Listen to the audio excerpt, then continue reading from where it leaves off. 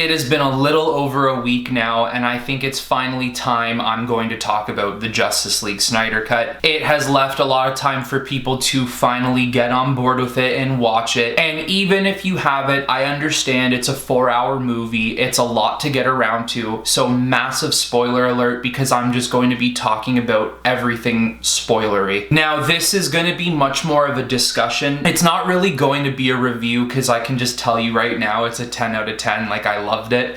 So it's just going to be more so this review, if you want to call it that, is going to be talking about what I liked about it, what are some of the differences between the awful version from 2017 and the one we have now. So I firstly want to start off with how Warner Brothers could do this 2 times in a row. They did this with Batman vs. Superman, they did this with the Justice League, and honestly, they did this with Suicide Squad too. When you saw Batman vs. Superman in theaters for the first time, whether you liked it or you didn't, you can't deny there was something missing from the movie.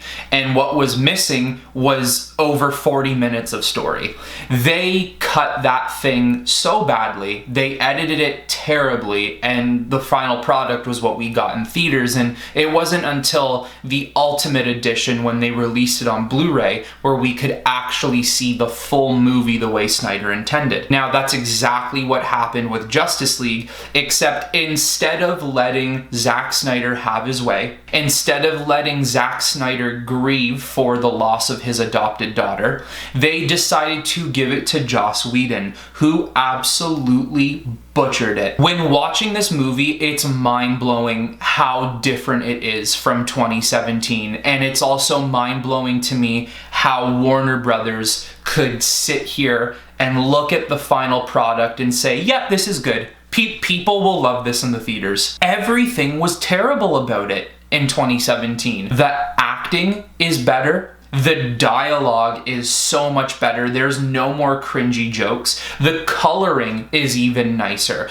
Zack Snyder has a very specific way of not only filming his movies, but color grading his films. And when you watch the Joss Whedon version, you can tell it's not a Zack Snyder film at all. Let's start with the beginning scene where it begins with Superman and Doomsday dying together in the battle at the end of Batman vs. Superman. This is a slow motion scene. A lot of this movie is slow motion. I believe it's actually confirmed 10% of the movie is in slow-mo. It was definitely needed to create the epicness of some of these scenes. How beautiful was it that knowing Superman's voice was heard all over the world. The god is dead. Not only do humans hear it, even the Amazonians, who have cut themselves off from man's world. His voice, his sound is breaking through their barrier. Even in Atlantis, thousands of feet underneath the surface, they hear his cries, they hear his scream. And it was just such a powerful moment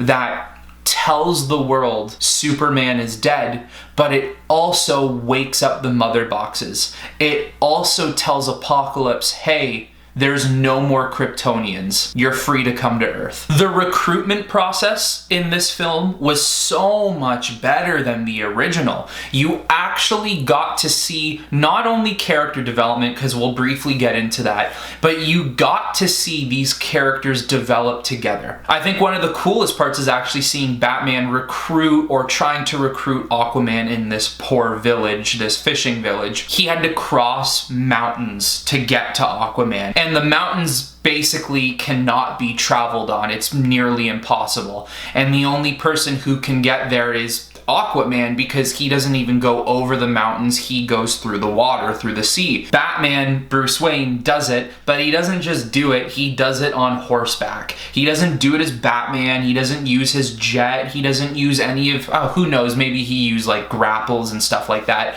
But still, the fact that a normal human could traverse those mountains just to get to Aquaman just shows how dire the situation is, and it just shows how dope Batman is and how resourceful and smart he actually actually is. Just in general, seeing Batman and Wonder Woman trying to get all of these heroes to band together to form what we know as the Justice League, and each hero is going through their own issues, their own problems, their own self-doubts, and they all have to work through it either as one or together, and the easiest way to do it is together. Flash was actually really cool in this movie. The dialogue from the 2017 version that he has is awful, and the jokes are so cringy.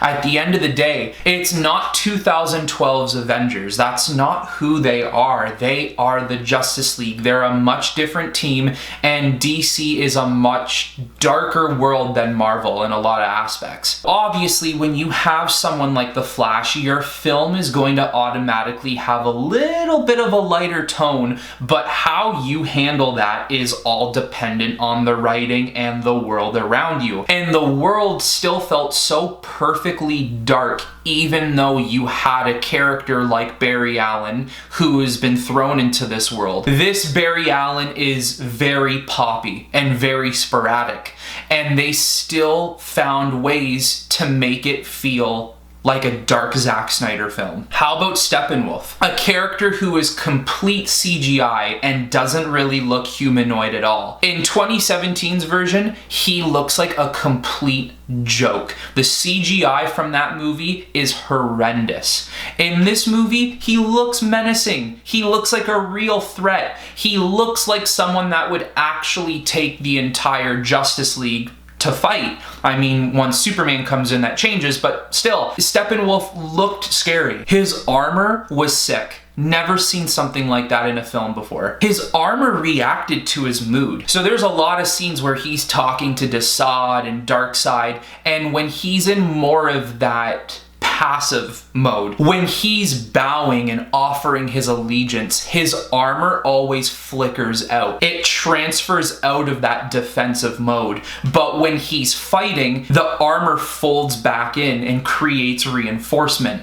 And it was just so sick seeing that it's this alien technology we've never seen before from a world we've never seen before. This is the Steppenwolf we should have got 4 years ago. And not only that, but this time you fully understand Steppenwolf's arc. You actually understand why he's doing what he's doing. He wronged Darkseid. He's trying to gain the trust of Darkseid again. And throughout this 4-hour journey, he's not only looking for the mother boxes to create the world into Apocalypse and to send Darkseid over to Earth, but he even finds the anti-life equation, which is one of Darkseid's main properties. With the anti-life equation, he completely controls the universe. He controls all free will. Not even in their universe, but the entire multiverse. So if he gets him the anti-life equation, Darkseid will allow Steppenwolf to go home and to finally live amongst his people as a proud member of Apocalypse.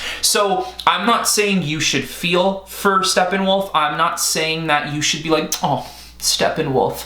I'm just saying you now get it. You understand what he's doing on Earth and why he's doing what he's doing. And speaking of mother boxes, let's talk about Cyborg. I think it is absolutely disgusting what the 2017 Joss Whedon cut did to him. There is no doubt there is some discrimination going on with Warner Brothers and why Ray Fisher has been causing them issues, and rightfully so. I don't understand how they thought it was such a good idea to completely cut down Ray Fisher and his character Cyborg and release this movie to the public and think it was a good idea. It is true that without Cyborg, they might not have even beaten Steppenwolf and kept Darkseid out of Earth. Cyborg, in a way, is actually the essence of the movie, because without his intelligence and knowledge of the mother boxes, the only person left to actually figuring out how to do it would have been Batman, and I don't think Batman would have been able to figure it out as quick as Cyborg could. Another thing too is just understanding who Cyborg Victor Stone is. They completely cut out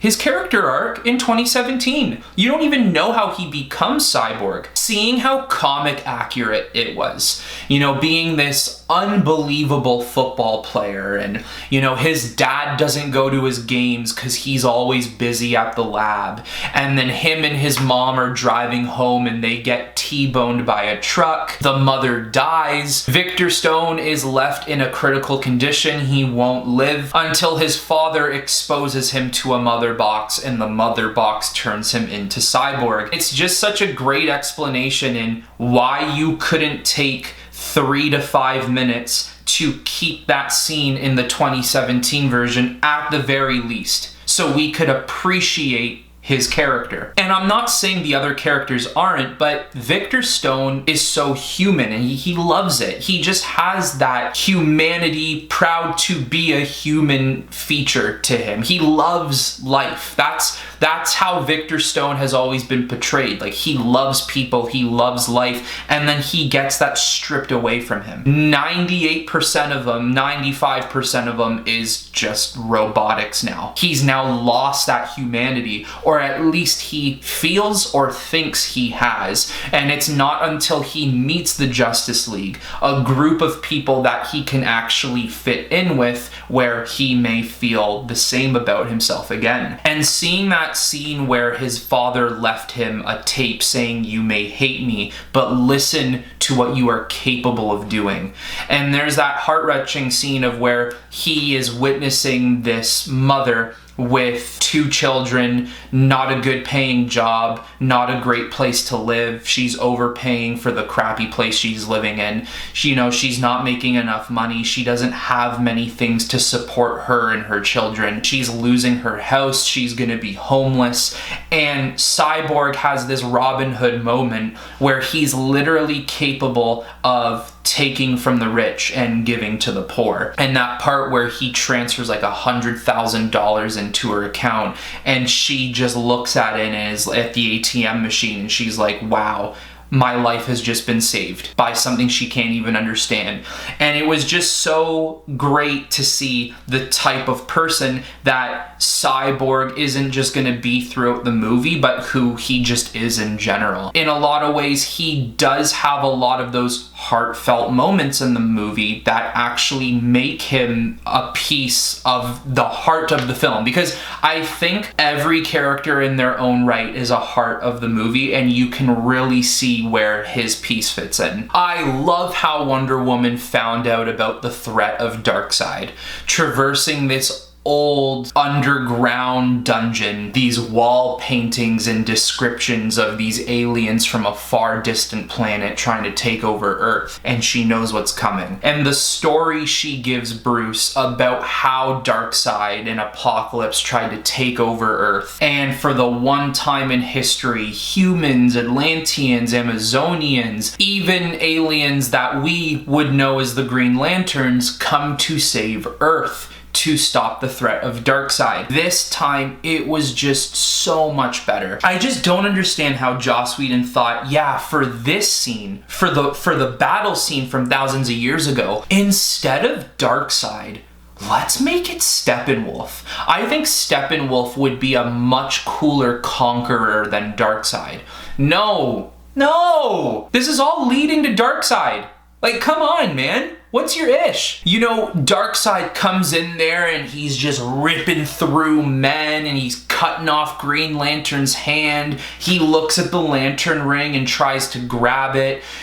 Zeus and Artemis and Ares are there using their special abilities. And, something I've already seen so far too, I gotta intersect into this specific section here, is people who want to find ways to complain about this movie are talking about how Darkseid's not that powerful, like he lost to like a bunch of randoms back in the past. No, he didn't. He lost to Zeus. He lost to Ares. He lost to Artemis. He lost to gods. And for people who don't realize, he's not even fully Darkseid yet. He's Euxus. Euxus is who he is before he becomes Darkseid. Darkseid is all-time powerful. You could throw the gods and the Justice League at him at the same time and Darkseid would still win. Euxus was just a baby. He didn't have what he now has, and plus, once he gets the anti-life equation, game over. So Darkseid didn't just lose to a bunch of randoms. And keep in mind here, they already turned thousands of worlds into ash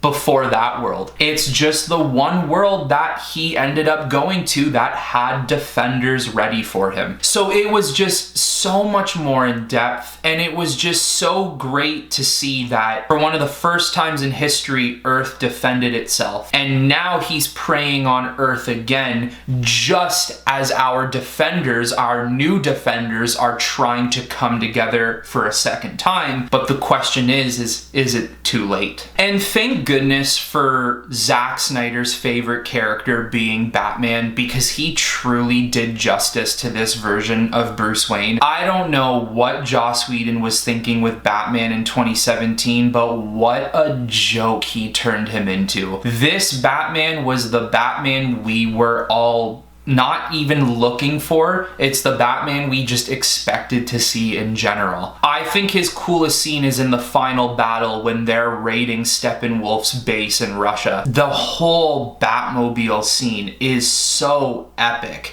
Him driving backwards, and not only driving backwards, but he's driving perfectly backwards while maintaining aim on these flying parademons. The Batmobile getting destroyed and him ejecting out of his seat and taking down parademons, fist fighting, guns, grenades, gadgets. He's just been doing this for so long. He's just like, yeah, I can get rid of these bugs, no problem. And it was just so cool to see how Zack Snyder actually understands the character of Batman. What I will say is, I do think the weakest character for me in the movie is Aquaman. I like Aquaman. I don't think Aquaman is a crappy character. I think he's cool.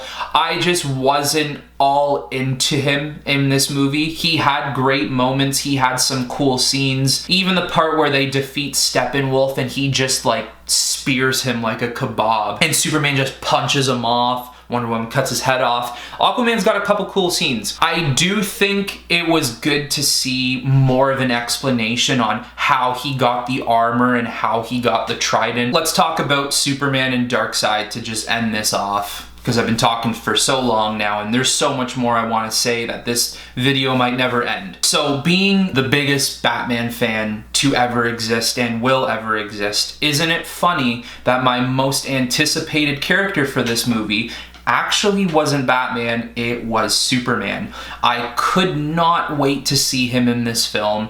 I could not wait to see him in the black suit. I just couldn't wait to see what was in store. Let's take it back for a second here when they decide to revive him. In the original version,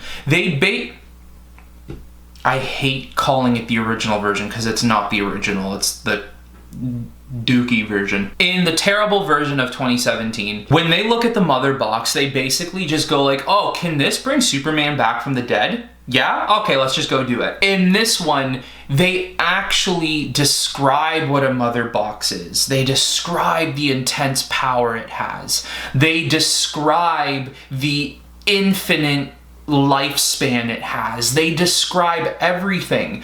And then it finally leads to, okay, so if it can do this, this, and this, and it's been around for this long and blah, blah, blah, blah, blah, could Superman gain benefit from it? You come out of this movie being like, everything makes sense. I have not heard one person who came out of this movie being like, I didn't follow. Everything about it is, he just did such a great job. Unreal. What a great moment it was when Cyborg was holding the mother box and he gets this vision of Superman turning evil. Now that Flash scene from Batman vs. Superman is making so much more sense. You were right about him. You've always been right about him. It's Lois. She's the key. Fear him. He will turn bad. Lois will die. And it was just so epic seeing those Darkseid scenes. Wonder Woman dying and they're cremating her body. This ship's hatch opens up and you just see Darkseid standing looking at all the Amazons who are now under the rule of Darkseid.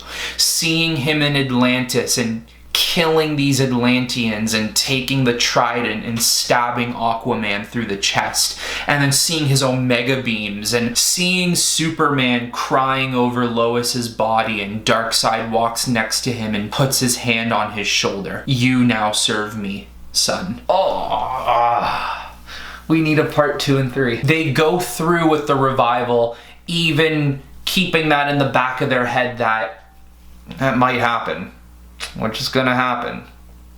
And we better see it. Superman's revival was meaningful this time around, you know, spending some time with Lois and regaining his memories and seeing his mother again and realizing he's there for a reason and they brought him back for a reason. Walking through the Kryptonian ship and all of these little closet kind of doorways open with all the suits kind of coming out of them. It was a great scene hearing from both his fathers from Krypton and Earth, and they're basically discussing the fact that he was meant for this. He is Earth's savior. He is here for the people. He is a man of hope. And he dons that black suit knowing what he has to do, save humanity. You know, he shows up, he just dummies Steppenwolf. Steppenwolf was nothing. He lasers off a piece of his head, one of his horns, and then they send his lifeless and decapitated body right into Apocalypse. Darkseid squishes Steppenwolf's head, and then Darkseid says, "Ready the Armada. We will use the old ways," knowing that Darkseid is headed to Earth. It just feels so epic to even think about because it's like, dude, well, we're gonna get some crazy stuff, bro. I lied, I have 2 more scenes I need to talk about here. How about Flash's scene at the end when they failed and the mother boxes conjoined and a massive explosion blew up and it just disintegrated every single one of them. And he sees the blast come to him and Flash is moving so fast, he's phasing. He's literally like phasing through the explosion. He's like, I have to run faster than I ever have before. And there's just this epic scene of him running through this explosion and running through the cosmos and changing history, changing the past and changing the future, bringing them back to life, saving the day, making sure Darkseid never comes to Earth, making sure the Earth is not destroyed. Look what they had him do. In 2017, he saved a family that was still living next door to Steppenwolf's base. He put them all in the back of a pickup truck and ran them outside of the city's region. And then the next scene, you see Superman with an apartment building, completely undermining Flash's character. Flash had absolutely no point in that previous movie. And you could argue that in this movie, he has the most important scene in the entire thing. Zack Snyder did Flash true justice in this film. Now, finally, let's talk about the nightmare scene. Now, I made a video about this a couple days ago explaining what the nightmare scene is, so I won't get into the details of what it means. I just want to talk about how awesome it was. I'm not done with the nightmare world. I think the nightmare world is awesome, and I want to see more. Give me an entire movie of just the nightmare world. You know, you see certain characters like Flash and Cyborg and Batman and Deathstroke and Mara, She Lived, and Joker. And it's just so cool to see that Batman and Joker really have no choice but to pretty much work together in this world. It's the only way they're gonna survive. And then right at the end, you see Superman land right in front of them and his heat ray is blistering and he's just looking at them like he wants to kill them. Man, let's go! Why is Warner Brothers so stupid? Why are they big dumb? Like, there's no brain cells in Warner Brothers. There's nothing fluttering up in there, man. How do you look at this and say, nah, we're good. We're making a Zatanna movie. Cool. Don't you want to see evil Superman? Would that not just be sick? Oh my god. I've mentioned this before. If I was to make a DCEU, my version would look different. I would make different movies. I would have a different vision. Maybe even some different stories. But man, does Zack Snyder ever have a vision, and is it ever so compelling? It's just so much fun. And they're sitting on a gold mine with his ideas, with his story. And they're saying, no, we want to continue the CW. God. As I've even mentioned in the video previous to this, the new hashtag is Restore the Snyderverse. From what I've read, it is the most tweeted hashtag in history. And then when you compare it to things like Avengers Endgame, I think Avengers Endgame, it said it reached 1.4 million tweets. Restore the Snyderverse is at 1.5 and counting. It's only getting higher. And do you know what was before Endgame's 1.4 million? It was Release the Snyder Cut at 1.1. That is how much we want his story told. That's how much we want sequels, Warner Brothers. Justice League Zack Snyder Cut is the most streamed movie. It's the most streamed piece of entertainment on Crave Canada. I shouldn't need to say more than that. You should already look at the numbers, and not even just the money, but look at the response you're getting in return. I'm just gonna round off and say 90% of the population who have watched this want more and just enjoyed a 4-hour epic movie from Zack Snyder. We should absolutely be restoring the Snyderverse and continuing this story. And it's really not that bad. You finish off Zack Snyder's world in 2, 3, 4, 5 years from now, just reboot it. We live in a world of reboots. You're gonna do it no matter what. I think some of the people at Warner Brothers just need a good punch in the head. Maybe that'll kind of rattle things around and get their brain working again. I've rambled on long enough. I absolutely love this movie. People are not stopping with the Restore the Snyderverse, which you shouldn't. Comment underneath. Let me know what you thought of the movie, as per usual. Also comment Restore the Snyderverse. Get that hashtag flowing. Like the video and subscribe, because that does really help a lot. And if you want to see more of this stuff, I'm always going to be coming out with it. But most importantly, restore the Snyderverse. That's what we gotta do. That's what we gotta fight for, and it's what Warner Bros. Gotta know we want. Justice League 2 and 3. Give us the sequels. You got nothing to do. How about you go rewatch it and put another tally mark on the streaming numbers? All right, once again, restore the Snyderverse. Let's do it. Anti-life is found, Assad, and we will stop at nothing to possess it. Ready the Armada. We will use the old ways.